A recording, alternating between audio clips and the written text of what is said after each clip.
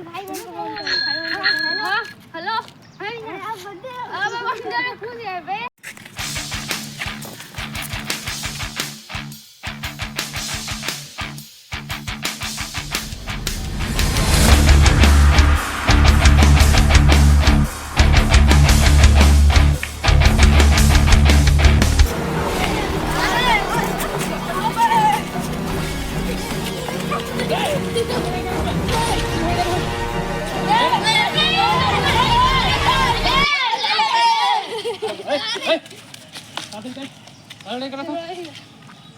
समझ माथे नहीं स्कूल जाबे पढ़वे लिखबे कोई नशा पानी नहीं करना है ना कोई लड़ाई झगड़ा करना है। चल डंडा फेंका चलो अरे फेंक रे फेंका तो चूड़ा धरे रहते फेंक सब पर चल हाथ मिलाओ एक दूसरे से गले मिलाओ।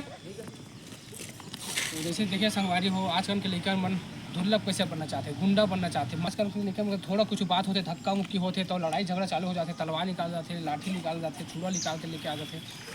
दुर्लभ बने से कुछ नहीं हीरो बने से है। तो देखने के लिए आप मन को बहुत बहुत धन्यवाद। तो आगे के पार्ट कुछ दिन के बाद बनाओ अभी लाइक और सब्सक्राइब करें।